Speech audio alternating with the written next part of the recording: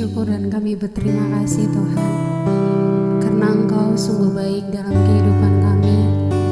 Engkau telah mati dan menebus setiap dosa kami Tuhan. Kami bersyukur kami punya Allah yang dahsyat dan luar biasa, Allah yang mampu menebus kami dan menyelamatkan kami dari setiap perbuatan dosa kami.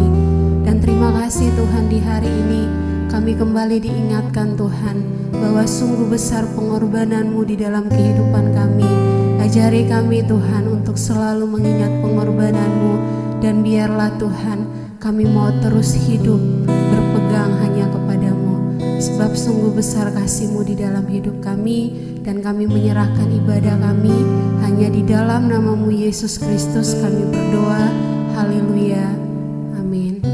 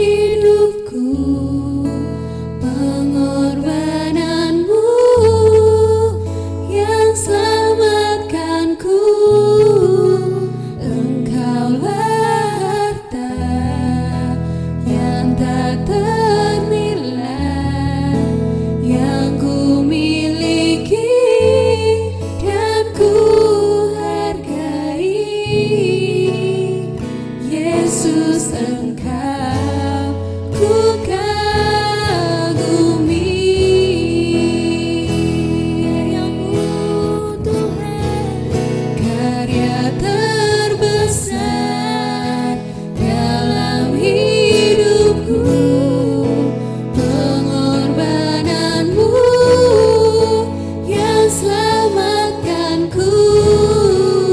Engkaulah harta yang tak ternilai, yang ku miliki dan ku hargai. Yesus, Engkau ku kagumi.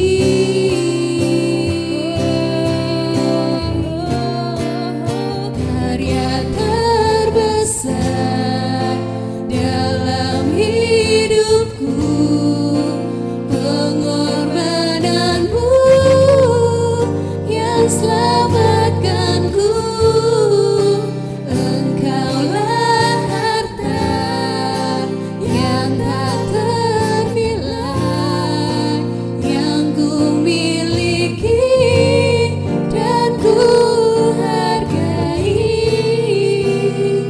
Yesus, Engkau ku kagumi.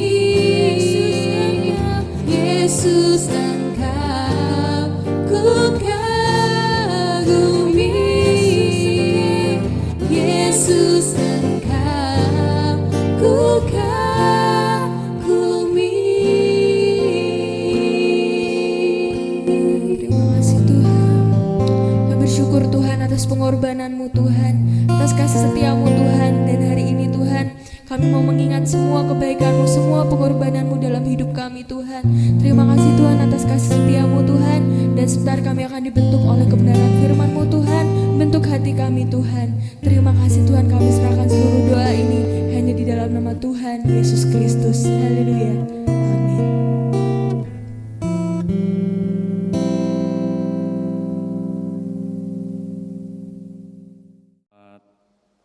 Pagi Pak Ibu, selamat kita diberkati Tuhan dalam ibadah kita pagi hari ini. Saya sangat bersyukur pada Tuhan, lewat Ibu Gembala Tuhan izinkan untuk berbagi kebenaran firman Tuhan. Doa kami Bapak Ibu dimanapun berada selalu dalam perlindungan Tuhan, sehat dan makin diberkati oleh Tuhan. Mari kita langsung buka firman Tuhan kita di momen Jumat Agung, peristiwa kematian Tuhan Yesus. Di dalam 2 Korintus pasal yang ke-5,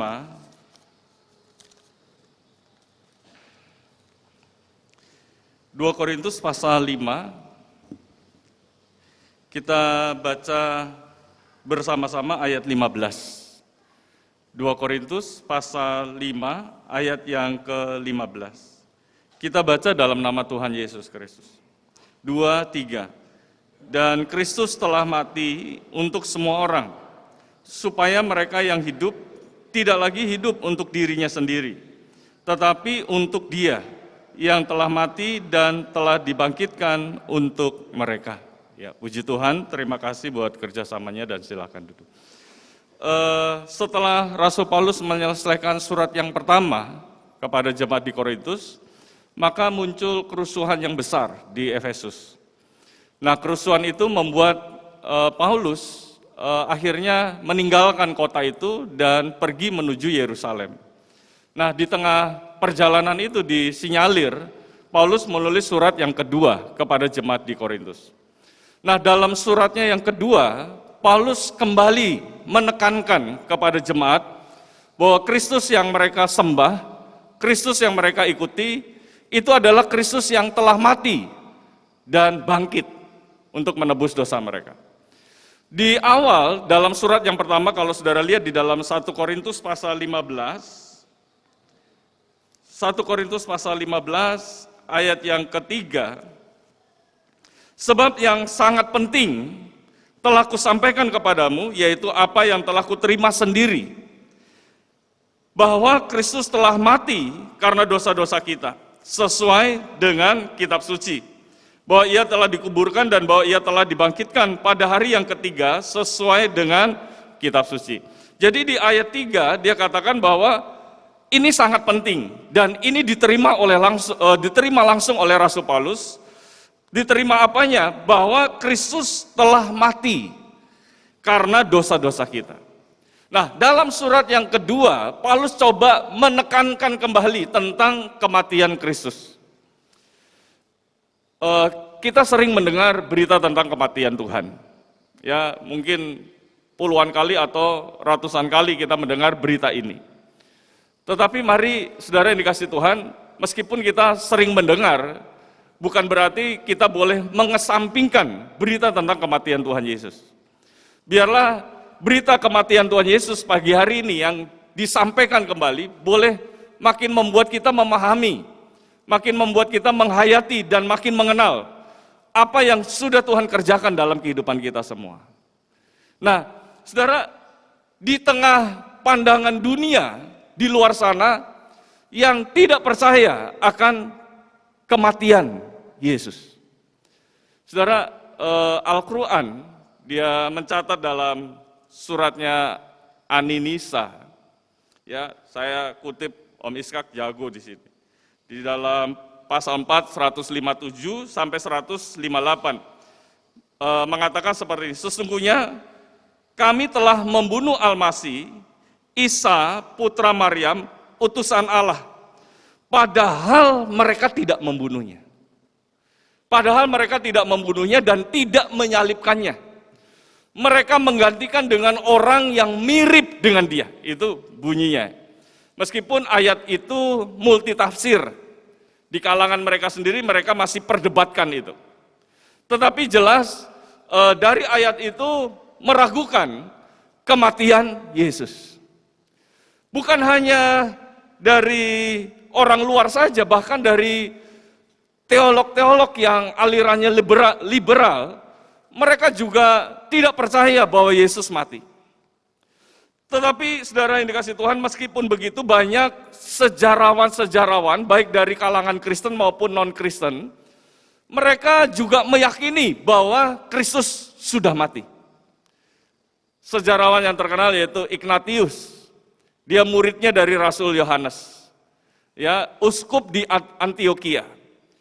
Ignatius sangat percaya, dia dalam surat-suratnya menceritakan tentang Yesus, salah satunya adalah Yesus dalam pemerintahan Pontius Pilatus itu mati disalibkan. Jadi dalam surat-suratnya Ignatius menjelaskan bahwa benar-benar Yesus itu mati. Kemudian juga sejarawan yang lain yaitu Tertullianus juga mengatakan hal yang serupa di zaman Pontius Pilatus. Kemudian dari kalangan non-Kristen misalnya Flavius Josephus, kemudian Cornelius Tacitus. Jadi semuanya meyakini bahwa Yesus mati di atas kayu salib. Karena itu saudara yang dikasih Tuhan, meskipun mungkin ada berita-berita di luar sana meragukan atau menyaksikan bahwa Yesus sudah mati di atas kayu salib, tapi bagi kita yang percaya kepada Tuhan bahwa hari ini kita memperingati Yesus sudah benar-benar mati dalam kehidupan kita. Amin. Amin Pak Ibu. Kita tidak usah meragukan lagi. Nah, Paulus begitu yakin Kristus itu sudah mati. Dia tekankan lagi dalam ayat yang kita baca bersama-sama di 2 Korintus pasal 5 ini, ayat 15, dan Kristus telah mati untuk semua orang. Nah, mari coba kita lihat, untuk siapa si Yesus mati? Dari ayat ini kita melihat bahwa Yesus mati untuk semua orang. Saudara, jangan berpikir kata semua orang ini tuh semua, seluruh manusia di dunia ini. Bukan. Karena kalau saudara belajar di Alkitab, digunakan kata semua orang bagi orang-orang yang percaya. Orang-orang pilihan, orang-orang yang sudah dipilih oleh Tuhan. Itu digunakan kata semua orang. Coba ya, lihat ya. Di dalam 1 Korintus pasal 15. 1 Korintus pasal 15 ayat yang ke-22.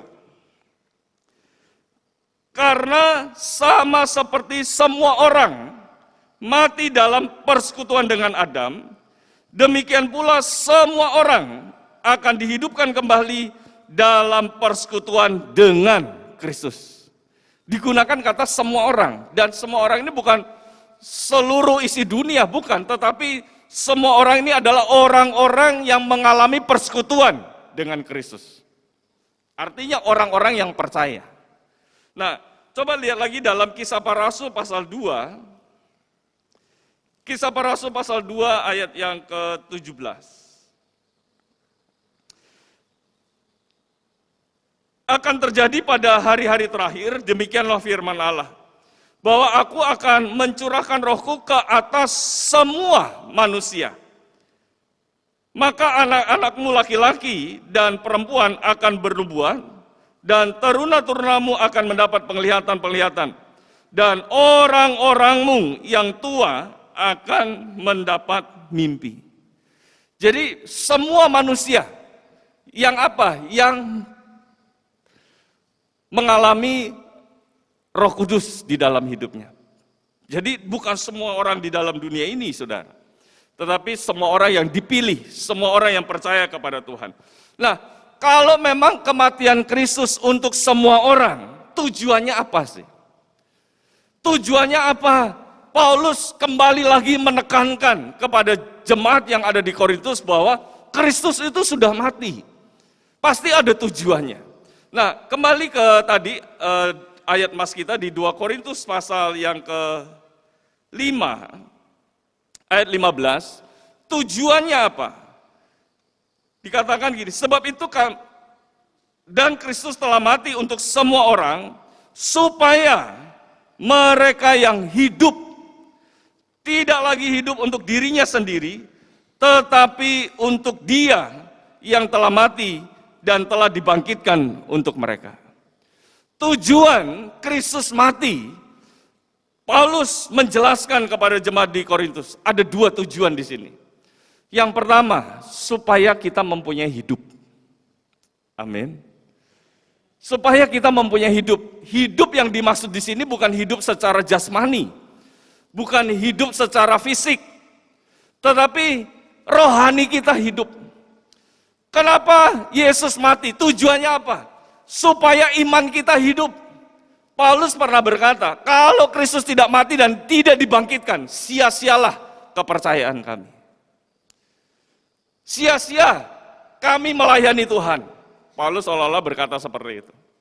Karena itu saudara yang dikasih Tuhan, tujuan Yesus mati dalam kehidupan kita dan kita peringati setiap Jumat Agung ini, adalah supaya kita ini mempunyai hidup, rohani kita hidup, iman kita hidup, kesetiaan kita hidup, kasih kita hidup, pengorbanan kita hidup, apapun yang kita lakukan hidup, karena Kristus sudah mati. Amin. Karena mari di momen Jumat Agung pada pagi hari ini, mungkin ada rumah tangga yang mulai tidak hidup, suasananya tidak hidup, atmosfernya tidak hidup. Mungkin ada ekonomi, keuangan kita mulai tidak hidup, pekerjaan kita tidak hidup, pelayanan kita tidak hidup. Mari coba kita kembali lagi menghayati kematian Yesus di dalam hidup kami. Menghayati, memahami kematian Kristus bahwa Dia mati supaya kita mempunyai hidup. Amin. Karena itu mari pagi hari ini, bangkitkan lagi, bangun lagi iman kita, supaya iman kita kembali hidup. Di tengah situasi pandemi, ada banyak orang-orang mulai imannya mati, mulai tidak percaya lagi kepada Tuhan, mulai kecewa lagi kepada Tuhan. Tetapi di dalam momen Jumat Agung pagi hari ini, mari kita bangun lagi, bangkitkan iman percaya kita. Tujuan Yesus mati 2000 tahun lalu, jangan sampai kita sia-siakan. Saudara harus punya iman yang hidup, percaya lagi sama Tuhan. Tuhan itu kuasanya dulu, sekarang, dan sampai selama-lamanya tidak pernah berubah. Orang mati dibangkitkan, orang lumpuh dapat berjalan, orang buta dapat melihat. Kuasa yang sama Tuhan kerjakan dalam kehidupan kita pagi hari ini. Amin. Karena itu mari bangkitkan lagi, bangun lagi iman percaya kita. Hidupkan lagi kasih kita, pelayanan kita, semangat kita, pengorbanan kita kepada Tuhan. Tuhan akan memberkati kita semua. Nah, kemudian tujuan yang kedua, selain supaya kita mempunyai hidup, yang kedua adalah bukan untuk dirimu sendiri, tetapi untuk Dia. Di dalam ayat 15 ini, dan jika kami, maaf ini saya baca ayat 16 terus, supaya mereka yang hidup tidak lagi hidup untuk dirinya sendiri, tetapi untuk Dia yang telah mati dan telah dibangkitkan untuk mereka. Jadi tujuan Yesus mati, kita mempunyai hidup, tapi bukan untuk diri kita sendiri. Kita punya iman yang hidup, tapi bukan untuk kita sendiri. Tetapi Alkitab menjelaskan, untuk Dia. Amin. Untuk Dia. Nah, coba lihat di dalam Roma pasal 14. Roma pasal 14, ayat yang ke-7 dan ayat 8. Ayat 14, pasal 14, ayat 7 dan 8. Sebab tidak ada seorang pun di antara kita yang hidup untuk dirinya sendiri. Dan tidak ada seorang pun yang mati untuk dirinya sendiri. Sebab jika kita hidup untuk Tuhan. Dan jika kita mati untuk Tuhan. Jadi baik hidup atau mati, kita adalah milik Tuhan. Yang percaya sama-sama katakan amin. Jadi kalau kita hidup ini untuk Tuhan. Jika kita mati juga untuk Tuhan. Apapun yang kita kerjakan untuk Tuhan, bukan untuk diri kita sendiri. Amin. Yang jadi pertanyaan, apakah kita berkeluarga, kita sudah persembahkan untuk Tuhan? Apakah ketika kita melayani, diberi kesempatan untuk melayani, apakah kita melayani untuk Tuhan atau untuk kepentingan diri kita sendiri? Atau untuk hal-hal yang lain? Dalam pekerjaan, Tuhan sudah anugerahkan pekerjaan, sudah memberkati hidup kita. Apakah dengan berkat-berkat itu kita sudah gunakan untuk Tuhan atau untuk diri kita sendiri? Nah, mari di momen Jumat Agung ini, Kristus mati, tujuannya supaya kita punya hidup. Hidup bukan untuk diri kita sendiri, tetapi untuk Dia. Amin. Amin, Pak Ibu. Untuk Dia. Nah, coba lihat di dalam Filipi pasal 1. Filipi pasal pertama, ayat yang ke-21. Karena bagiku hidup adalah Kristus dan mati adalah keuntungan. Hidup adalah Kristus. Paulus begitu menekankan hal yang seperti ini. Hidup adalah Kristus, mati adalah keuntungan. Saya jelaskan beberapa waktu lalu, hidup untuk Kristus itu apa yang dimaksud di Filipi 1 ayat 21 ini. Hidup untuk Kristus. Bukan untuk diri kita sendiri. Hidup untuk Kristus itu apa? Di dalam ayat yang ke-22, tetapi jika aku harus hidup di dunia ini, itu berarti bagiku bekerja memberi buah. Hidup di dalam Kristus, hidup bagi Kristus, itu adalah hidup yang selalu memberi buah. Hidup yang menghasilkan buah. Pohon dikatakan itu pohon mati atau hidup, dilihat dari mana? Dari buahnya. Apakah pohon itu menghasilkan buah apa tidak? Nah, karena itu mari saudara yang dikasihi Tuhan, yang dimaksud hidup bagi Dia, hidup bagi Kristus adalah hidup yang menghasilkan buah. Di dalam Alkitab, saya tidak usah jelaskan terlalu lama nanti. Buah apa yang harus kita hasilkan? Buah roh. Buah roh. Ya, ada kasih, ada sukacita, ada damai sejahtera, ada kemurahan, kebaikan, kesetiaan, kesabaran, dan sampai pengendalian diri. Buah-buah itulah yang harus muncul di dalam kita berumah tangga, di dalam kita bekerja, di dalam kita melayani Tuhan. Ada buah-buah itu. Itulah hidup bagi Kristus. Kemudian buah apa lagi, saudara? Buah jiwa-jiwa. Ya, buah jiwa-jiwa. Saudara, beberapa waktu yang lalu, ya saya lihat ada banyak orang-orang yang menjadi percaya akan Tuhan. Ya, minta dibaptis. Ya, percaya Tuhan. Kita lakukan pelayanan baptisan air dengan Pak Andreas. Bukan jemaat sini, saudara. Ya, di luar sana. Ada banyak orang yang rindu haus untuk percaya kepada Tuhan. Lewat orang-orang yang hidupnya didedikasikan hanya untuk Tuhan. Lewat pelayanan tersebut. Jadi orang tersebut dia ngijil, terus percaya. Dia kontak saya, Pak tolong baptis. Saya datang, saudara, tinggal baptis saja. Itulah hidup bagi Kristus. Hidup yang menghasilkan buah-buah jiwa, jiwa-jiwa yang bertobat. Karena itu mari saudara yang dikasih Tuhan, jangan kita hidup bagi Kristus tapi kita tidak kerja apa-apa. Kita tidak menghasilkan buah apa-apa. Tetapi mari lewat kehidupan kita, kalau hidup bagi Kristus, hidup di dalam Kristus, hidup kita akan menghasilkan buah-buah. Amin. Menghasilkan buah bagi kemuliaan nama Tuhan. Nah, kemudian yang dinamakan hidup bagi Kristus, kalau saudara lihat di dalam ayat 23-24, aku didesak dari dua pihak, aku ingin pergi dan diam bersama-sama dengan Kristus. Itu memang jauh lebih baik. Tetapi lebih perlu untuk tinggal di dunia ini karena kamu. Dan dalam keyakinan ini, taulah aku akan tinggal dan akan bersama-sama lagi dengan kamu sekalian, supaya kamu makin maju dan bersuka cita dalam iman.